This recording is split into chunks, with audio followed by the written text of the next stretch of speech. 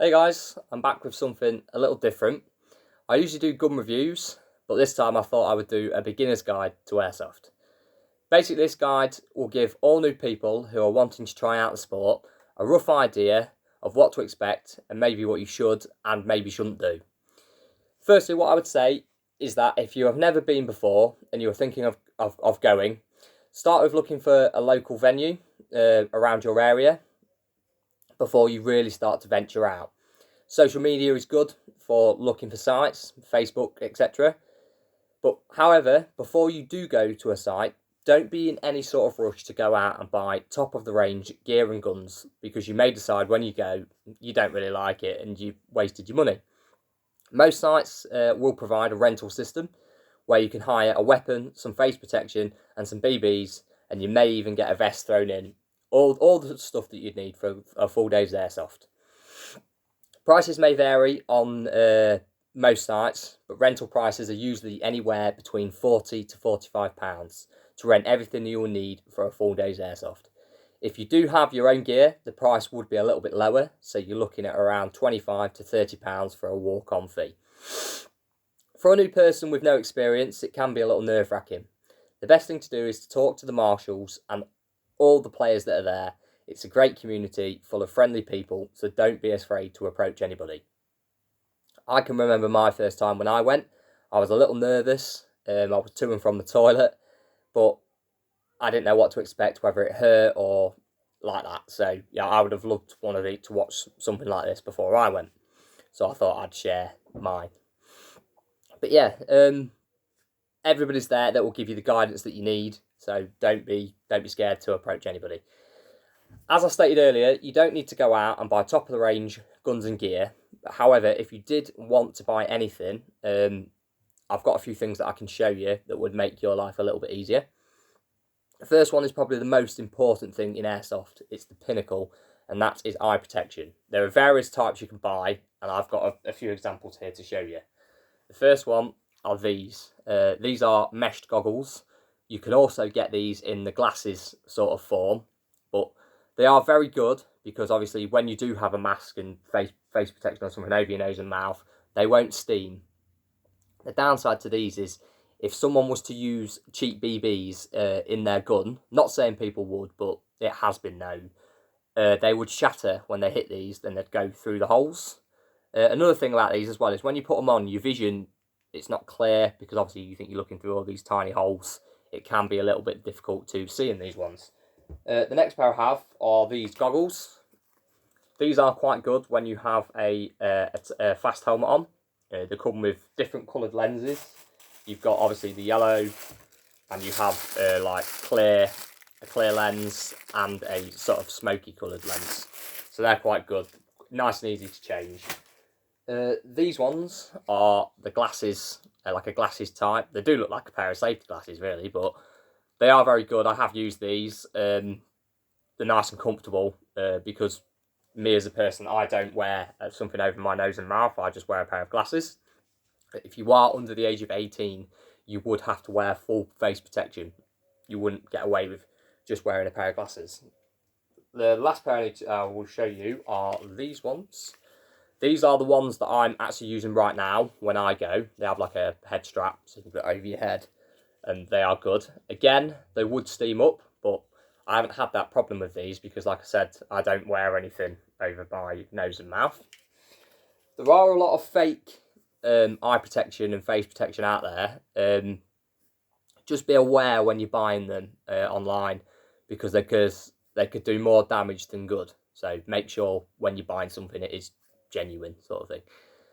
Next thing would be one of these things, and it is a face mask, basically, another form of face protection. Really good because it has the mesh that goes over your nose like so. So if you don't have anything over your mouth, you wouldn't steam up your glasses with one of these on, which are brilliant. Also has ear protection, so it will cover your ears when you're out. Even so, you could always wear a hat like that. Most sites will provide face protection, but from the sites that I've been to, people would probably ridicule me for saying this, but some of the face protection that the sites provide aren't great. You could also purchase some more BBs if you wanted to keep you going throughout the day, because if you're going heavy on the trigger, they're not going to last you 5 minutes. And I buy New Pro RZR BBs. They're pretty good. I've always ran them in my guns and I've never had any issues. Clothing. If you wanted, you could go in a comfortable pair of trousers and a hoodie, so a pair of joggers or nice jeans. Wouldn't recommend you wearing trainers because you're running around in woodland. Most of the sites are woodland or up and down hills and stuff like that. So you really need a good pair of footwear. Boots, any hiking boots, work boots are good, but the most common injury in airsoft is ankles. These are the ones that I wear when I go. Again, multi-cam. They've got the ankle support, so they are very, very good. When it comes to guns, talk to people. They can recommend certain ones, what not to buy, but don't go out and buy a pistol as your first. If you like it, you may think, well, I wish I'd waited. They are good, I do own one myself, but don't go out and buy one as a first weapon. They're something that will come in time. My son, excuse me, my son's just got into it and he wanted a pistol for his, and I said to him, I said, just give it time. You will, eventually, I will get him one eventually. I've got some clothing here that I can show you that if you do start getting into it, you can buy something like this. So the first one is multicam. This is sort of my colour. I like the MTP sort of style colouring. Yeah, that's the top. It's nice material, nice in the summer, so I generally just wear that in the summer. Trousers, just your standard multicam. They're designed for military use anyway, so they're very, very hard to rip these and stuff like that, but they are generally very, very good. For the winter, when it's a little bit cooler, I have these, which are fleeced lined trousers, and they are brilliant. You wouldn't recommend wearing them in summer because you would sweat. They are extremely warm. And last but not least, I have a multicam jumper, hoodie sort of thing, which is brilliant in the winter as well. They are very, very good. Another piece of kit you can buy, it's not really essential, but one of these is a chest rig, a vest basically. There are loads of different types. I've got two. I have a big one with big one. It's you can add all sorts of different pieces to it. I tend to come away from sort of the big rigs now, because what they can do is they can be really heavy. If you fill it full of stuff, and you're running around, it can be a little bit heavy. So in the summer they can. I have got a couple down here that I can show you, but I will just show you this first quickly before I do. I mentioned about a helmet earlier. You can buy one of these. This is obviously my fast helmet, and they are pretty cool. They are when a BB starts hitting these, they are brilliant, and they do go hand in hand with a pair of these. They are brilliant.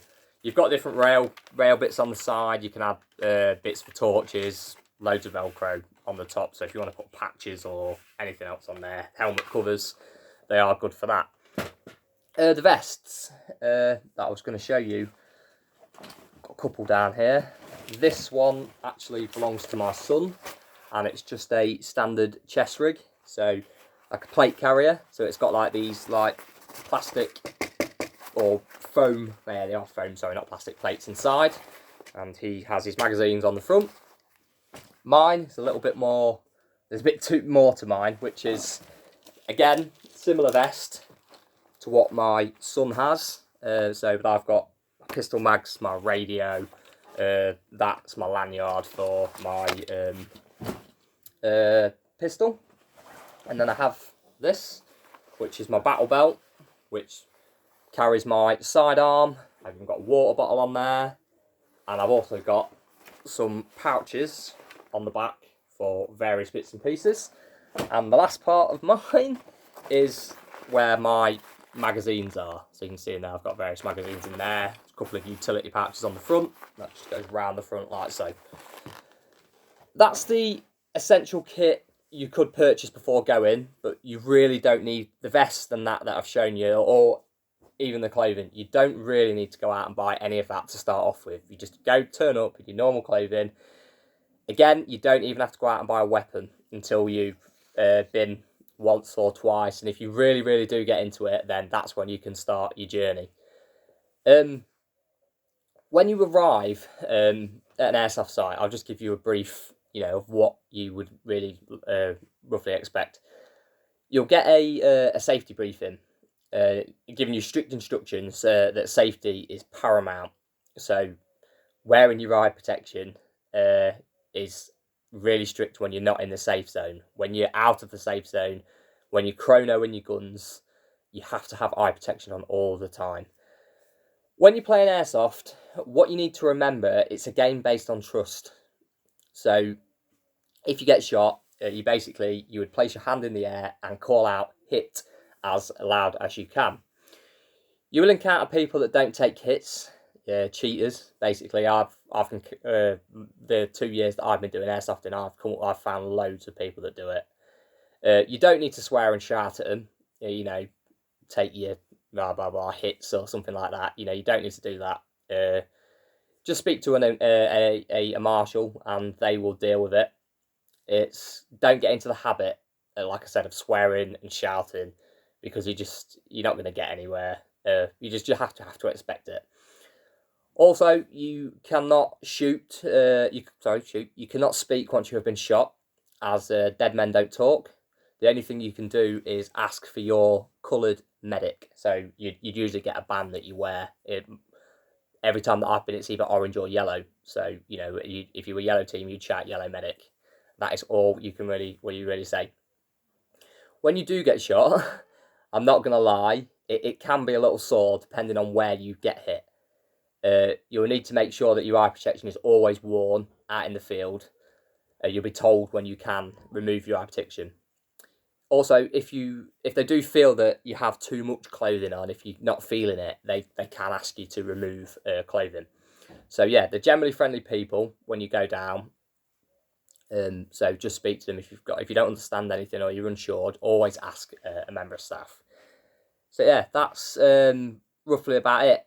I've told you where you can go, local venues, how much it's going to cost you to play. Roughly, that is roughly the same everywhere, and also what you would need, what to expect for a full day's airsoft. Some of the things I have shown you, again, you don't necessarily need. They're not essential, but if you wanted to, you could go out and buy those. I hope this guide was helpful. It's been a little bit different to what I'm usually used to, but it's really good to see new people getting involved in the sport. If you have any questions, please leave them below. If you've liked the video, give it the thumbs up, hit the like button, and don't forget to subscribe. Thanks for watching, guys, and I'll see you all again soon.